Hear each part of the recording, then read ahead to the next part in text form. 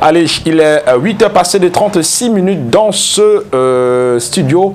On va simplement dire qu'on va vous proposer maintenant un élément qui revient ici sur un mouvement humanitaire, on va le dire ainsi.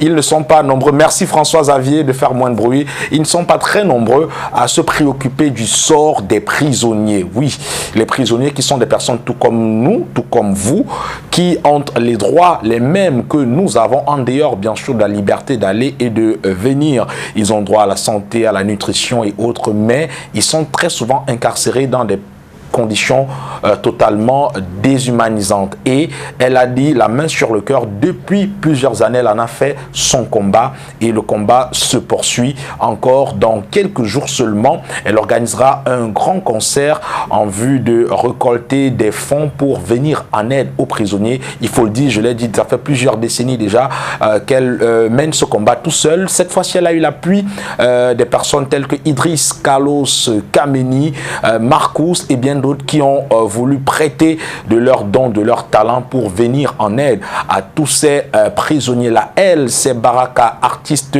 gospel aux multiples casquettes, dame au grand cœur. Et hier, elle en parlait avec les uns et les autres, les hommes de la presse qui également ont décidé de l'accompagner dans ce magnifique mouvement. Regardez.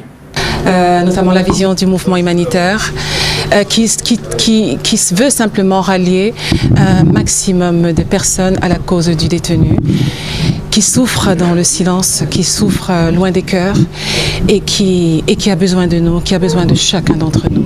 Voilà. Pourquoi les détenus?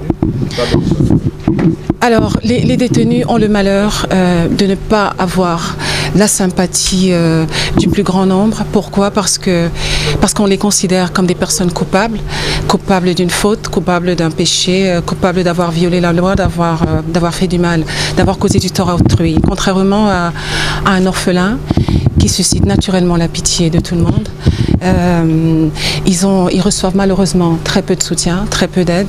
Ils sont souvent rejetés de leur famille, ils sont rejetés de leurs amis. Ils sont dans des clôtures hautes, ils sont dans un cachot. Il faut aller les chercher là-bas parce qu'autrement, on n'y a pas accès, mais ils ont besoin de nous. La plus belle victoire serait effectivement de réussir à changer le regard du plus grand nombre sur le détenu, qui jusque-là est condamné, et condamné par le système judiciaire, condamné par la société, condamné par nous-mêmes. La condamnation a déjà causé suffisamment de dégâts. L'un des objectifs majeurs du mouvement humanitaire, c'est vraiment j'aimerais que ce soit comme une tempête qui souffle une tempête de la compassion qui souffle et qui déracine toutes les forteresses de la misère, de la souffrance qui ont été bâties par la condamnation. Alors, ce grand concert, il y aura naturellement de la musique. Il y a beaucoup d'acteurs dans le gospel et puis même dans la musique séculaire qui se sont prêtés au jeu, qui sont contents de participer.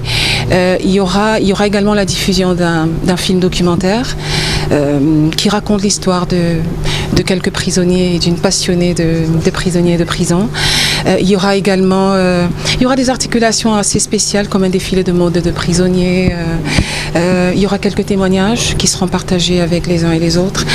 Ce sera un moment assez riche et ce sera très varié.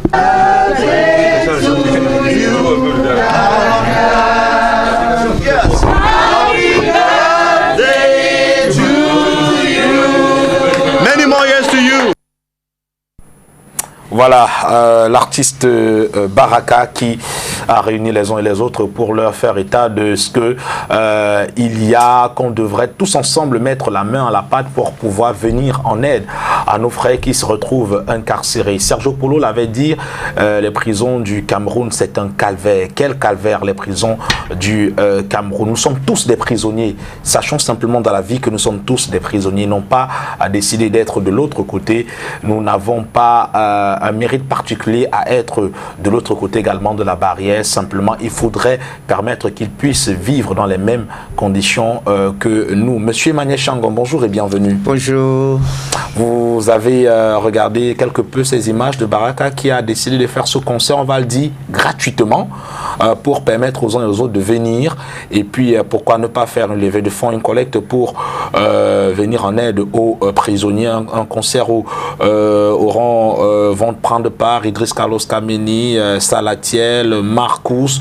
On a également Moustique Charismatique qui ont décidé de venir de manière bénévole pour venir soutenir la cause des prisonniers. Quel regard est-ce que la société jette aujourd'hui sur les prisonniers? C'est vraiment un regard qui est équivalente à la façon dont les esprits dans notre communauté sont animés. On a un environnement qui a beaucoup de problèmes à comprendre son prochain déjà.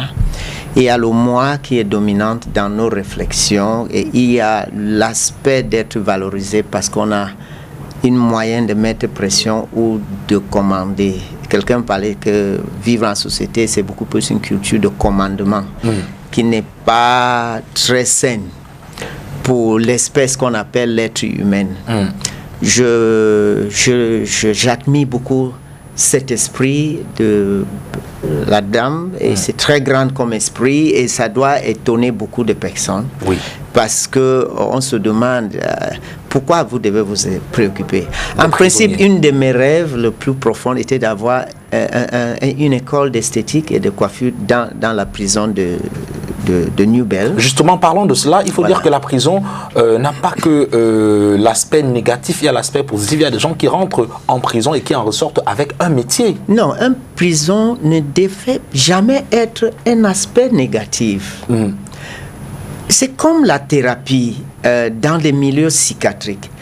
Lorsqu'on voit que quelqu'un qui a un challenge mental doit être isolé dans un cabanon pour être soigné, c'est pour pouvoir le remettre dans un état plus efficace. Dans un état d'équilibre spirituel. Voilà, spirituel mental, dans la société pour qu'il soit plus utile dans la construction. La vie sur la terre, c'est une évolution vers une perfection et c'est une évolution permanente dans laquelle nous avons tous des différents challenges. Mais tant qu'on est des êtres humains, on doit toujours regarder en termes de comment améliorer. Peu importe ce que la personne a fait, une chose est certaine, c'est que la personne le faisait dans un état de moindre qualité dans toutes les dimensions que vous pouvez imaginer. Donc, si vous êtes de meilleure qualité, vous devez plutôt regarder comment la vie peut continuer dans une façon beaucoup plus utile dans la vivre ensemble pour des objectifs qui bénissent l'ensemble. Donc, dans ces réflexions, la prison est une moyen de construction. Lorsqu'on met quelqu'un dans une prison parce qu'on estime qu'on a réglé le compte de son ennemi, on est un malade mental et on a besoin de soins. Et si vous regardez les prisons chez nous qui n'est pas productif, et qui a plutôt un environnement dans lequel on entre et on sort plus dénigré ou plus dégradé. Ça montre le niveau de performance des personnes qui décident que les gens vont en prison. Et ça montre aussi le niveau de performance de ceux qui gèrent ces prisons. Ailleurs, il faut dire, M. Emmanuel Changran, ailleurs, il y a des prisons où les prisonniers fabriquent des pièces de certains véhicules et autres. C'est-à-dire qu'à la fin, ils sont rémunérés au sortir de la prison.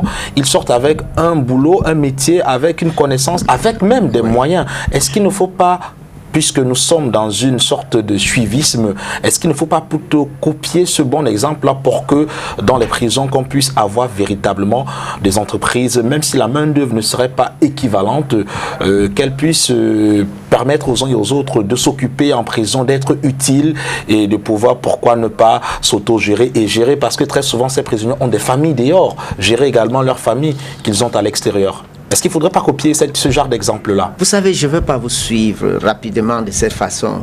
Il y a une profondeur qui nous interpelle. Il est très difficile pour vous de commencer à décider sur comment l'autre mène sa vie si vous-même vous n'avez pas compris ce que c'est la vie. Vous savez, nous avons une raison d'être. Et être en prison n'est pas parce que l'autre a décidé comment vous allez vivre. Donc, il y a même une école de vivre en prison.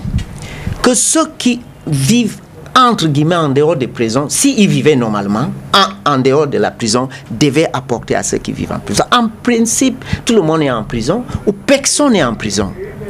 Parce qu'en principe, là où vous êtes, tant que vous êtes vivant, vous avez la capacité de vivre pleinement. Parce que qui vous êtes n'est pas quelque chose qui peut être isolé, ni fermé dans une dimension matérielle liée à des réflexions intellectuelles de l'homme. Ça c'est pas possible. La dimension de notre corps qu'on peut manipuler, qu'on peut insulter, qu'on peut dire monter, descendre, c'est juste un paramètre d'expression qui est très limité. Donc, c'est quelque chose qui glorifie ce niveau de limite des individus qu'ils pensent que je l'ai fermé ou bien j'ai réglé son compte. C'est juste une animation de la petitesse de cette existence que tu appelles commandement ou que tu appelles directeur, que tu appelles ceci puis cela. Dans l'existence de la dimension de ta propre vie et de la reconnaissance de la grandeur de cette propre vie que tu as, tu vois les niveaux de manque de limites de l'autre et comment vous pouvez niveler plutôt cette manque de limites ou que de penser que vous pouvez le contrôler. Le fait que vous n'avez pas à reconnaître que vous ne pouvez pas contrôler les dimensionless de l'autre personne, vous savez que vous êtes même dans une prison très très sérieux. Donc on a besoin d'avoir un autre niveau de réflexion sur l'existence de l'homme et sa raison d'être. D'accord, merci infiniment monsieur Emmanuel Chang. On le rappelle, ce sera le 30 juin prochain du côté du Casterol de Bona Priso. Oui, le concert, on va le dire, gratuit, géant, organisé par le mouvement humanitaire de Baraka pour permettre aux prisonniers d'avoir de meilleures conditions de vie. Venez gratuitement participer à ce concert et puis faire, pourquoi ne pas, des dons. Ça peut être un don financier ou matériel pour aider nos frères qui sont dans les prisons.